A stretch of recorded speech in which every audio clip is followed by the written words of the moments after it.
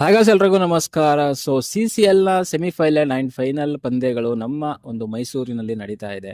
And ನಿಮ್ಗೆ ಗೊತ್ತಿರೋ ಹಂಗೆ ನಮ್ಮ ಒಂದು CCL ಅಲ್ಲಿ ನಮ್ಮ ಕರ್ನಾಟಕ ಬುಲ್ಡೋಜರ್ಸ್ ಅವರು ಆಡಿರುವಂತ ಎಲ್ಲಾ ಪಂದ್ಯಗಳಲ್ಲೂ ಕೂಡ ಗೆದ್ದು ತಮ್ಮ ಒಂದು ಸ್ಥಾನನ ಸೆಮಿಫೈನಲ್ಗೆ ಭದ್ರಪಡಿಸ್ಕೊಂಡಿದ್ದಾರೆ. ಜೊತೆಗೆ ಟಾಪ್ 1 ಟೇಬಲ್ ಅಲ್ಲಿ ಕೂಡ ಇದ್ದಾರೆ ಅಂತ ಹೇಳಲಿಕ್ಕೆ ಇಷ್ಟಪಡ್ತೀನಿ. ಅಂಡ್ ನಿಮ್ಗೆ ಗೊತ್ತಿರೋನೆ ಈ ಸಲ CCL ಓಪನ್ ಅಂದ್ರೆ ಇನಾಗ್ರೇಷನ್ ಮ್ಯಾಚ್ ಆಗಿರುವಂತದ್ದು ನಮ್ಮ ಬೆಂಗಳೂರಲ್ಲೇನೆ. ಚಿನ್ನಸ್ವಾಮಿ ಸ್ಟೇಡಿಯಂ ಅಲ್ಲಿ ಆಗಿರುವಂತದ್ದು.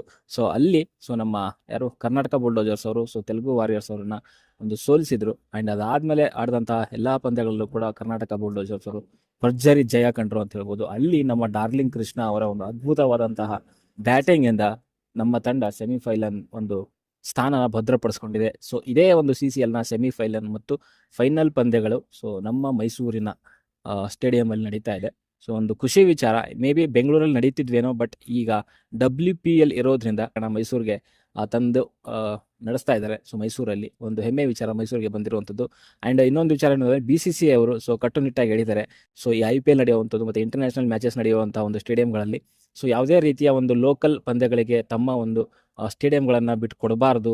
ಆ ಒಂದು ಗ್ರೌಂಡ್ ಅಥವಾ ಪಿಚ್ಚಿನ ಒಂದು ಹಾಳು ಮಾಡಬಾರ್ದು ಅನ್ನೋ ಒಂದು ಸ್ಟ್ರಿಕ್ಟ್ ರೂಲ್ಸ್ ಇರೋದ್ರಿಂದ ಮೇ ಬಿ ಅಲ್ಲಿ ಚಿನ್ನಸ್ವಾಮಿನಲ್ಲಿ ಕೊಡದೇ ಇರೋದಕ್ಕೆ ಕಾರಣ ಮೈಸೂರಿಗೆ ಅದನ್ನು ಶಿಫ್ಟ್ ಆಗಿರ್ಬೋದು. ಬಟ್ ಮೈಸೂರಲ್ಲಿರುವಂಥ ಜನತೆಗೆ ಒಂದೊಳ್ಳೆ ಅವಕಾಶ, ತಮ್ಮ ಒಬ್ಬ ಸ್ಟಾರ್ ನಟರ ಒಂದು ಆಟವನ್ನು ಸ್ಟೇಡಿಯಂಗೆ ಹೋಗಿ ನೋಡುವಂಥ ಒಂದು ಅವಕಾಶ. ಆ್ಯಂಡ್ ನಾನು ಕೇಳುವಂಥದ್ದು, ಕರ್ನಾಟಕದಲ್ಲಿ ಇನ್ನೊಂದು ತುಂಬ ದೊಡ್ಡ ಒಂದು ಸ್ಟೇಡಿಯಂ ಆಗಬೇಕು. ಯಾಕಂತಂದರೆ ಓನ್ಲಿ ಚಿನ್ನಸ್ವಾಮಿ ಇದ್ದರೆ ಆಗಲ್ಲ.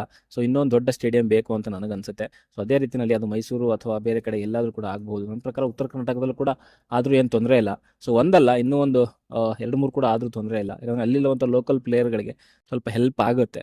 ಆ ರೀತಿಯಲ್ಲಿ ಮೈಸೂರಲ್ಲಿ ಇವಾಗ ಆಗ್ತಿರುವಂಥದ್ದು ಒಂದು ಒಳ್ಳೆ ವಿಚಾರ ಅಂತ ಹೇಳಲಿಕ್ಕೆ ಇಷ್ಟಪಡ್ತೀನಿ. ಓಕೆ, ಸದ್ಯಕ್ಕೆ ವಿಡಿಯೋದಲ್ಲಿ ಇಷ್ಟೇ. ವಿಡಿಯೋ ಇಷ್ಟ ಲೈಕ್ ಮಾಡಿ, ಶೇರ್ ಮಾಡಿ, ಚಾನಲ್ ಸಬ್ಸ್ಕ್ರೈಬ್ ಮಾಡ್ಕೊಳ್ಳಿ ಅಂತ ಹೇಳ್ತಾ ಮುಂದೆ ನೋಡೋದಲ್ಲಿ ಸಿಗೋವರೆಗೂ ಟಾಟಾ, ಬೈ ಬಾಯ್.